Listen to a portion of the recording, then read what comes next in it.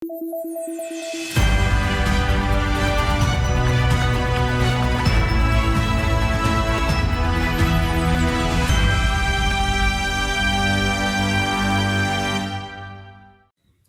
pemirsa Garuda TV, jumpa lagi bersama saya Dewi Sulistia dalam Lampung 8.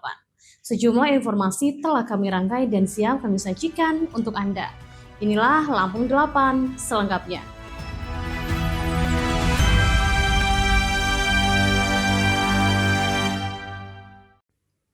Ya pemirsa, Gubernur Lampung Rahmat Mirsani Jausal mengajak masyarakat menyambut pergantian Tahun Baru 2026 sebagai waktu terbaik berkumpul bersama keluarga di rumah.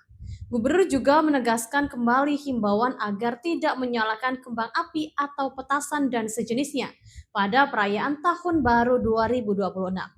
Himbauan Gubernur juga diikuti Bupati Wali Kota Selampung yang menghimbau warganya agar dalam merayakan Tahun Baru tanpa euforia berlebihan. Ajakan tersebut selaras dengan Surat Edaran Nomor 195 Tahun 2025 tentang himbauan tidak menyalakan kembang api, petasan dan sejenisnya pada perayaan Natal dan Tahun Baru 2026. Surat Edaran tertanggal 24 Desember 2025 itu ditunjukkan kepada Bupati dan Wali Kota seprovinsi Lampung, Kepala Perangkat Daerah serta seluruh elemen masyarakat. Gubernur Mirza menegaskan perayaan Tahun Baru tidak harus dilakukan dengan petasan atau kembang api.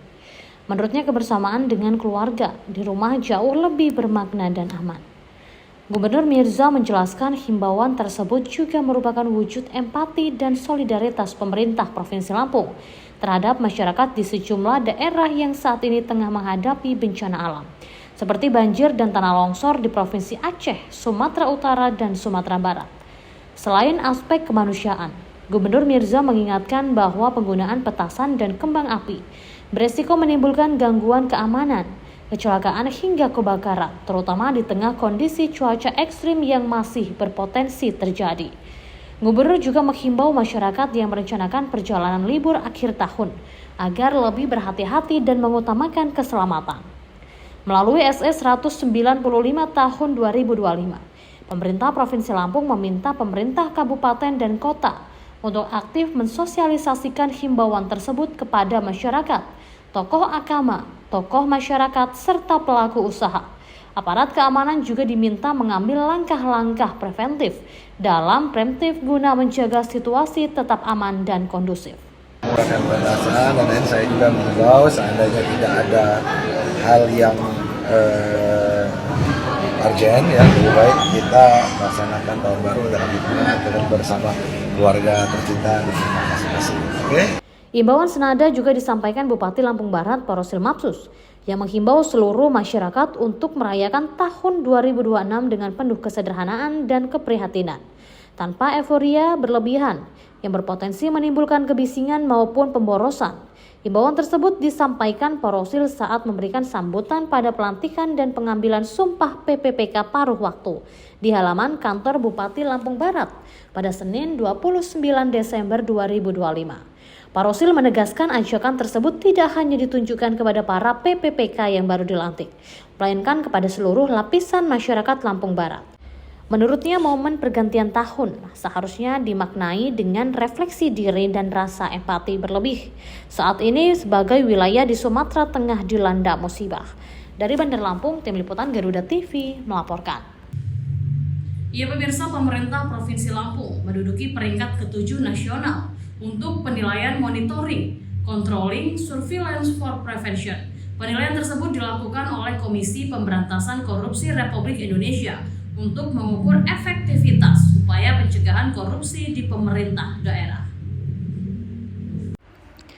Menurut Inspektur Lampung, Bayana usai peluncuran aplikasi Sistem Informasi Pengawas, SIAWAS pada Selasa 30 Desember 2025, bahwa penilaian MCSP yang dilakukan KPK untuk data terakhir yang sudah ditutup penilaiannya, Lampung menduduki peringkat ke-7.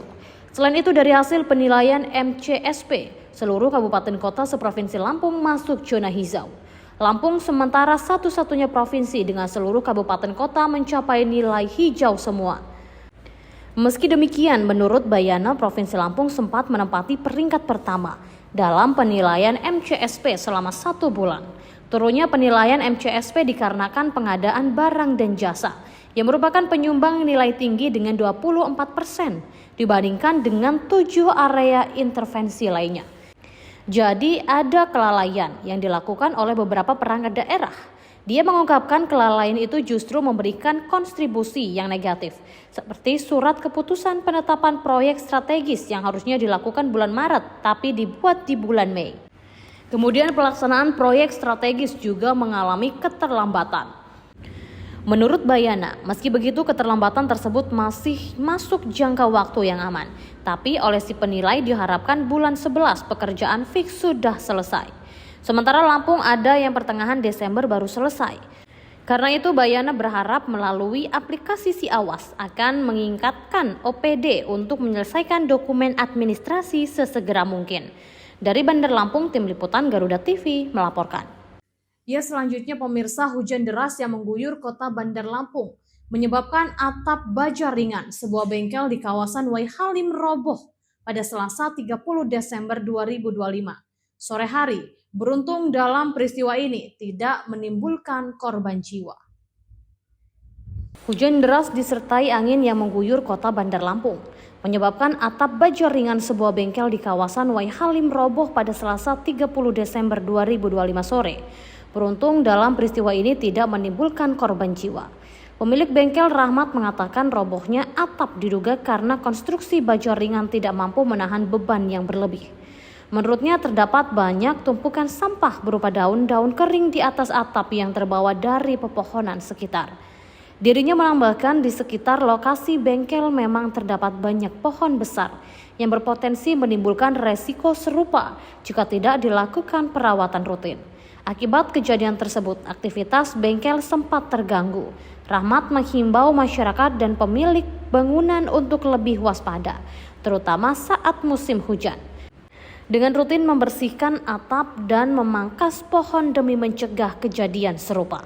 Dari Bandar Lampung, Tim Liputan Garuda TV melaporkan. Ya pemirsa, Polresta Bandar Lampung mengalihkan arus lalu lintas pada beberapa titik pada malam Tahun Baru 2026 pada Rabu 31 Desember 2025 dimulai pukul 22.00 waktu Indonesia Barat. Kapolresta Bandar Lampung, Kombes Pol Alfred Jacob Tilukai mengatakan polisi lalu lintas mengalihkan arus lalu lintas di beberapa titik krusial di Jalan Protokol Bandar Lampung. Polresta Bandar Lampung mengalihkan arus lalu lintas pada beberapa titik pada malam Tahun Baru 2026 pada Rabu 31 Desember 2025 dimulai pukul 22.00 waktu Indonesia Barat. Kapolresta Bandar Lampung, Kombes Pol Alfred Jacob Tilukai mengatakan polisi lalu lintas mengalihkan arus lalu lintas beberapa titik krusial di Jalan Protokol Bandar Lampung. Pengalihan arus lalu lintas dari Lingkar Tugu Adipura, Lingkar Bundaran Lungsir hingga lapangan Korpri, kantor Gubernur Lampung. Pihaknya melakukan pengalihan arus lalu lintas dan telah menghimbau melalui media sosial Instagram Polresta Bandar Lampung dengan 3 titik pengalihan arus lalu lintas, yakni Tugu Adipura, Lungsir, lapangan Korpri maupun di Pelabuhan Panjang pada Lingkar Tugu Adipura. Pada pukul 22.00 waktu Indonesia Barat akan diberlakukan pengalihan arus lalu lintas apabila terjadinya kemacetan. Adapun rute pengalihan arus lalu lintas tersebut dari arah Jalan Raden Intan menuju Bundaran Tugu Adipura dialihkan melalui Jalan Pemuda, Jalan Katamso, dan Jalan Kamboja. Pemberlakuan one way di Jalan Tulang Bawang menuju Jalan Hos Cokro Aminoto dan Jalan Es Parman menuju Jalan Kartini. Dari arah Jalan Sudirman, kendaraan akan dialihkan ke lampu merah menuju Jalan Hos Cokro Aminoto, menuju Jalan Nusa Indah keluar di Jalan Diponegoro. Dari Bandar Lampung, Tim Liputan Garuda TV melaporkan. Ya pemirsa, Inspektorat Provinsi Lampung resmi melaunching sistem informasi aparat pengawasan sebagai inovasi pegawai pemerintah berbasis digital.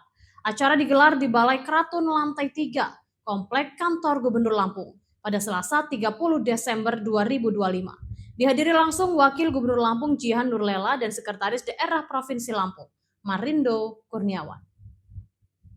Inspektorat Provinsi Lampung resmi meluncing sistem informasi aparat pengawasan sebagai inovasi pengawasan pemerintah berbasis digital. Acara digelar di Balai Keratun lantai 3, Kompleks Kantor Gubernur Lampung pada Selasa 30 Desember 2025. Dihadiri langsung oleh Wakil Gubernur Lampung Jihan Nurlela dan Sekretaris Daerah Provinsi Lampung Marindo Kurniawan. SIAWAS ini diproyeksikan menjadi penguatan peran aparat pengawas intern pemerintah sebagai pilar utama dalam menjaga tata kelola pemerintahan yang transparan, akuntabel, dan berintegritas di tengah tuntutan era digital. SIAWAS dirancang sebagai aplikasi pengawasan terpadu yang memantau seluruh program dan kegiatan di lingkungan pemerintah Provinsi Lampung. Dengan harapan bahwa melalui aplikasi ini kita akan melihat bagaimana kaitan dengan penggunaan anggaran, mulai dari perencanaan, pelaksanaan, sampai dengan monitoring dan pertanggungjawaban akhir. Dan di situ kan kita lihat seberapa besar mitigasi risiko yang dimungkinkan timbul dari perencanaan tersebut. Sehingga kalau dalam evaluasi monitoring kita melihat mitigasi itu tinggi, kita sudah dari awal bisa memperingatkan kawan-kawan ya melalui early warning system, peringatan dini, supaya semua pekerjaan yang menggunakan anggaran itu betul-betul bisa dilakukan secara efektif dan efisien serta sesuai dengan aturan. Artinya kita tidak mau atau menekan seminimal mungkin temuan-temuan yang mungkin terjadi oleh BPK, BPKP, dan lain sebagainya. Jadi sebenarnya ini adalah peluang bagi kawan-kawan semua yang ada di pemerintah daerah untuk memperbaiki bagaimana tata kelola pemerintahan ya yang menyangkut penggunaan anggaran, pembinaan kualitas sumber daya manusia, penggunaan sarana prasarana termasuk segenap aset yang ada di perangkat daerah itu bisa terdeteksi sejauh mana kemanfaatannya untuk masyarakat. Wakil Gubernur Lampung Jihan Nurlela mengapresiasi kinerja APIP di Provinsi Lampung maupun kabupaten kota yang telah mencatat berbagai capaian positif dalam pengawasan dan tata kelola pemerintahan. Namun demikian, ia menegaskan bahwa masih terdapat sejumlah pekerjaan rumah yang harus diselesaikan bersama, khususnya terkait peningkatan nilai survei penilaian integritas SPI yang masih berada di zona merah. Dari Bandar Lampung, Tim Liputan Garuda TV melaporkan. Setiap hari, 1,5 juta orang bekerja dari dini hari. Setiap hari, lebih dari 12.000 dapur serentak beroperasi. Setiap hari, lebih dari 35 juta porsi makanan disiapkan untuk meningkatkan gizi anak di seluruh Nusantara. Sebuah misi yang terdengar tak masuk akal demi masa depan Indonesia. Di mana dapur-dapur yang terbaik? Siapa para pahlawan gizi yang tak kenal lelah? Tiap hari kami mencari, menginspeksi, mengamati SPPG atau Satuan Pelayanan Pemenuhan Gizi tanpa mereka tahu. Kami mata-mata MBG, independen dan netral, mencari bintang MBG di seluruh Indonesia. Saksikan Bintang MBG mulai Desember 2025 di Garuda TV.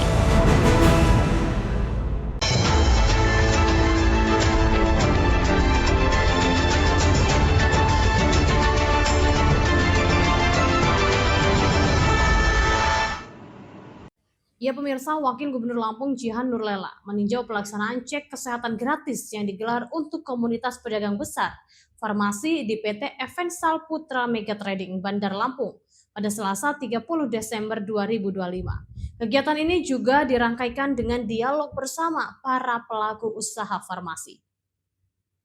Wakil Gubernur Lampung Jihan Nurlela meninjau pelaksanaan cek kesehatan gratis yang digelar untuk komunitas pedagang besar farmasi di PT Evensal Putra Mega Trading Bandar Lampung, Selasa 30 Desember 2025. Kegiatan ini juga dirangkaikan dengan dialog bersama para pelaku usaha farmasi.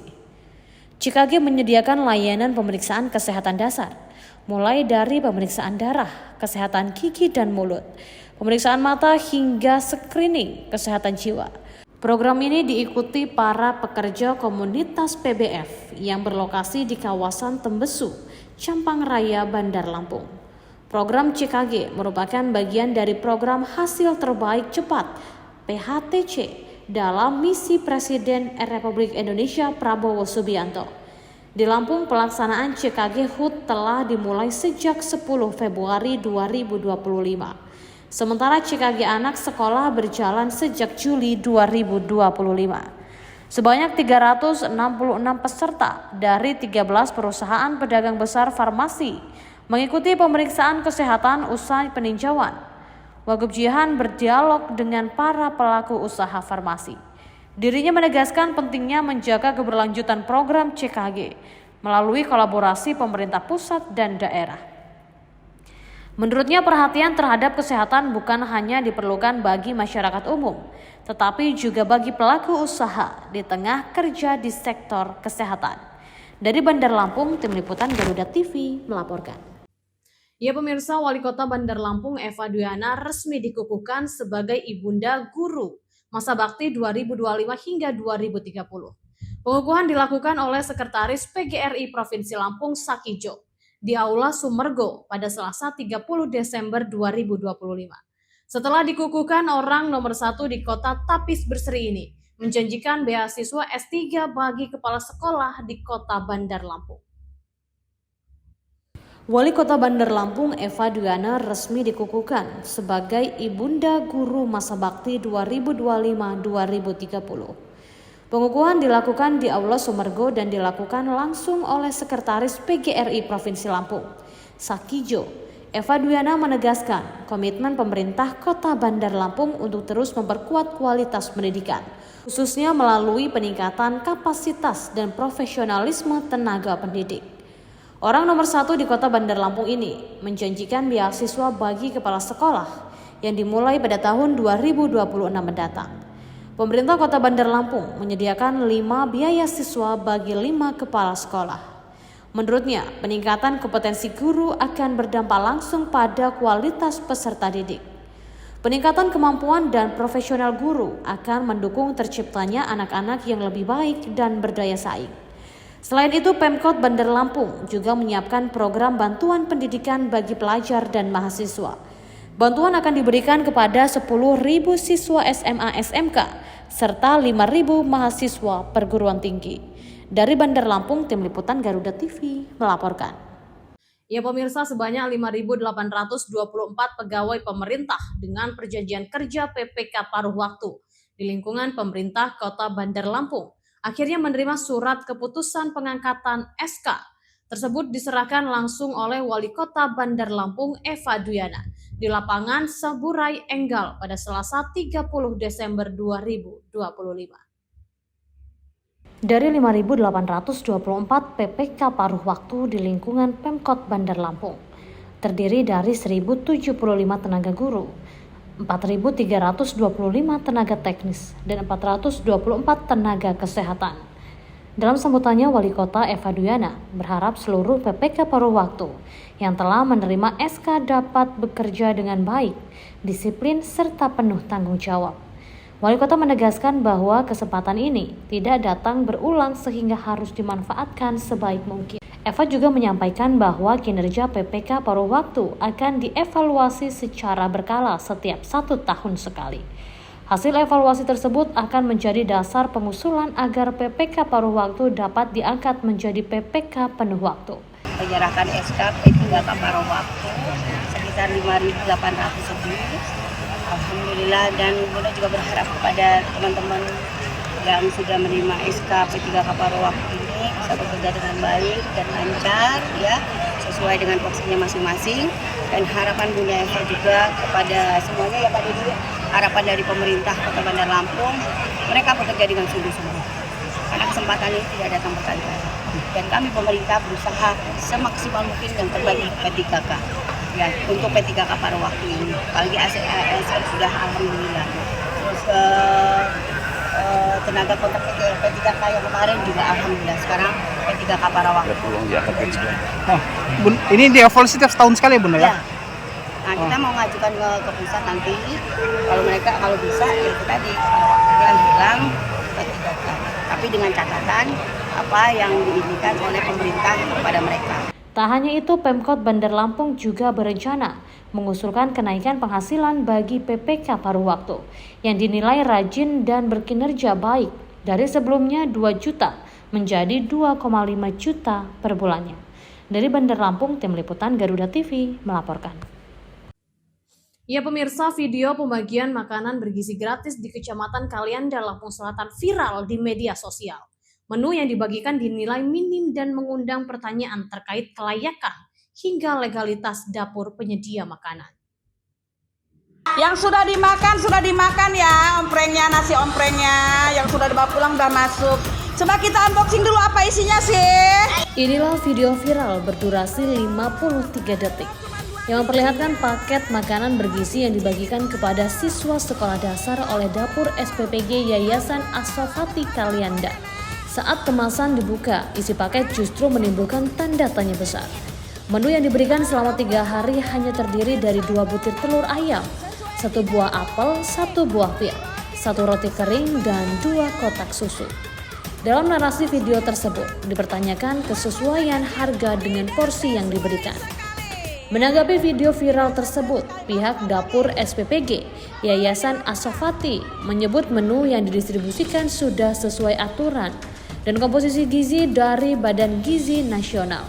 Dalam keterangannya, alokasi anggaran disebut hanya Rp8.000 per porsi untuk siswa PAUD hingga kelas 3 SD.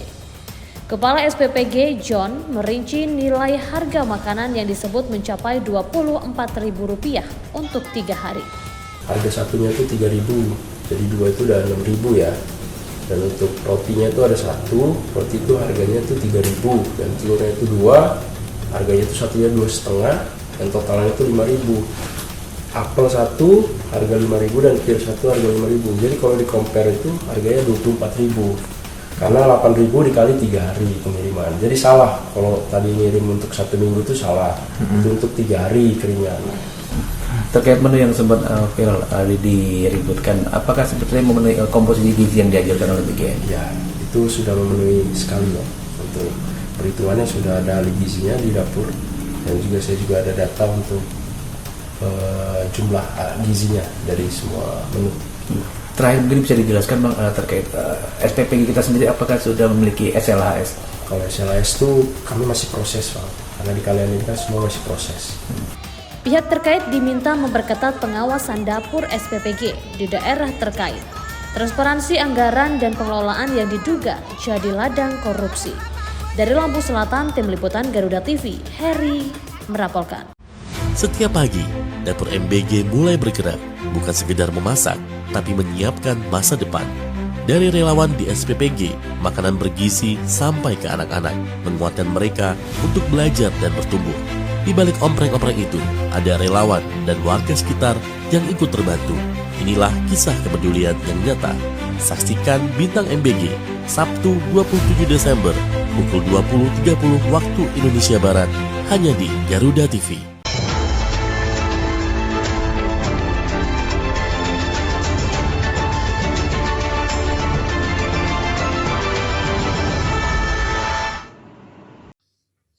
Ya, selanjutnya pemirsa, warga Dusun Sribono, Pekon Wonoharjo, Kecamatan Sumberrejo, Kabupaten Tanggamus, digegerkan dengan penemuan seorang bayi perempuan dalam lambung bekas piteng pada Senin 30 Desember 2025. Bayi malang tersebut ditemukan dalam kondisi hidup di kedalaman kurang lebih 3 meter setelah warga mendengar suara tangisan lirih dari belakang rumah.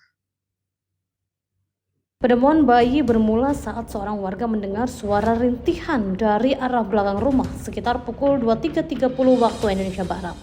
Saat ditelusuri, sumber suara ternyata berasal dari dalam lubang bekas piteng yang sudah tidak terpakai.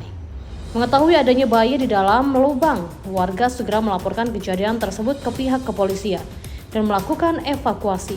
Usai diangkat, bayi langsung dibawa untuk dibersihkan dan mendapatkan pertolongan pertama dari bidan desa setempat. Dari hasil pemeriksaan awal, bayi diperkirakan baru berusia 1 hari karena masih terdapat tali pusar yang menempel. Meski dalam kondisi stabil, dapat beberapa luka memar ringan di tubuh sang bayi. Polisi yang tiba di lokasi langsung melakukan olah TKP dan mengamankan barang bukti berupa selembar kain sarung yang digunakan untuk membungkus bayi. Bayi masih dalam perawatan intensif tenaga medis. Malam di Pekon Wonoharjo telah ditemukan seorang bayi perempuan yang bermula dari seorang warga yang mendengar tangisan kecil, kemudian ditelusuri berasal dari bekas septic tank, dan kemudian warga tersebut membuka dan melihat kaki bayi yang masih bergoyang-goyang. Kemudian warga tersebut menghubungi warga yang lain untuk mengevakuasi bayi tersebut yang di dalam septic tank kurang lebih 3 meter. Kemudian warga dan bersama warga yang lain dapat mengevakuasi bayi tersebut dan memandikannya. Alhamdulillah bayi itu masih sehat. Kemudian warga bersama aparat setempat membawa bayi tersebut ke bidan setempat, yaitu Ibu Nuryanti. Kemudian aparat setempat melaporkan kejadian tersebut pada Kapolsek Sumberjo. Sekira pukul 23.30, Kapolsek Sumberjo bersama jajarannya langsung meluncur ke lokasi dan mengevakuasi, mengolah TKP tempat kejadian. Dari Tanggamus, Tim Liputan Garuda TV melaporkan. Ya pemirsa, penemuan tulang belulang manusia menghebohkan warga Mekar Mulia, Lampung Timur. Jasad tersebut diduga seorang lansia yang dilaporkan hilang sejak September 2025 silam. Aparat kepolisian yang datang ke lokasi langsung mengamankan temuan tersebut untuk selanjutnya dibawa ke rumah sakit untuk dilakukan otopsi. Warga Mekar Mulia, Kecamatan Sekampung, Kabupaten Lampung Timur, digegerkan dengan penemuan tulang belulang yang diduga milik manusia di bawah rumpun bambu.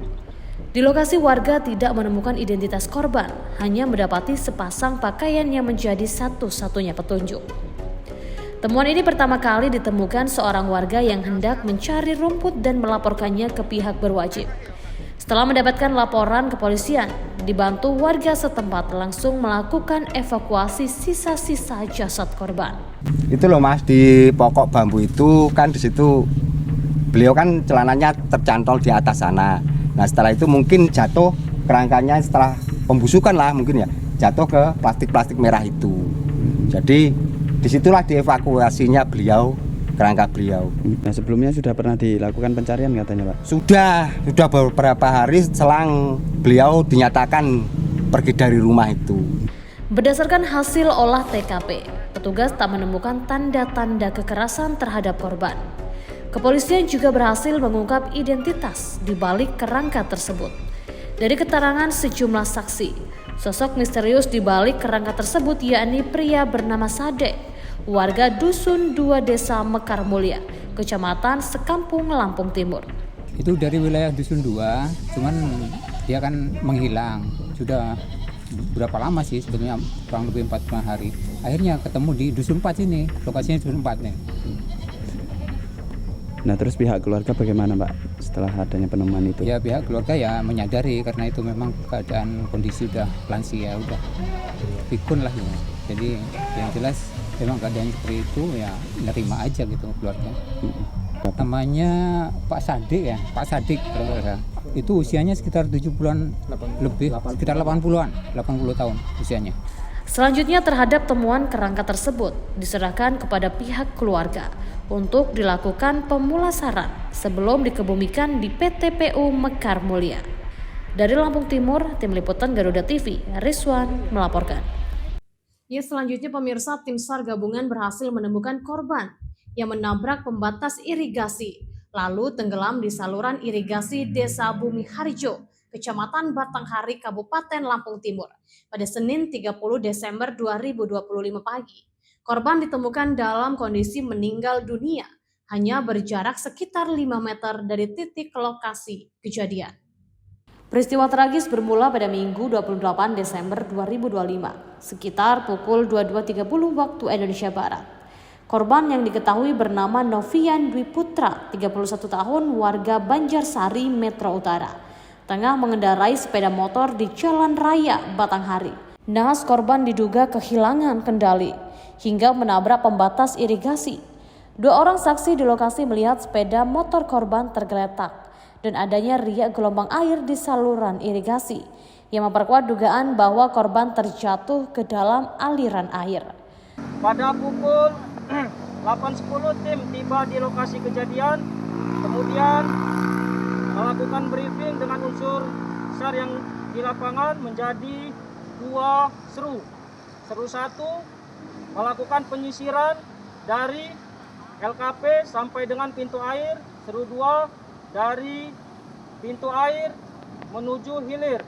Kemudian pada pukul 9.40 tim SAR gabungan berhasil menemukan korban dalam kondisi meninggal dunia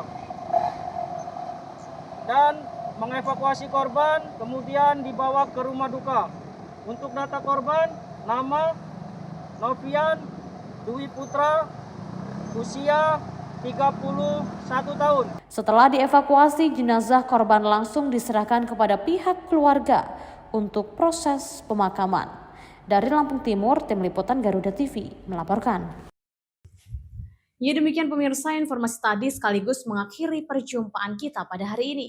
Tetap saksikan Garuda TV dimanapun Anda berada. Saya Dewi Sulistia beserta kru dan jajaran pamit undur diri dan sampai jumpa.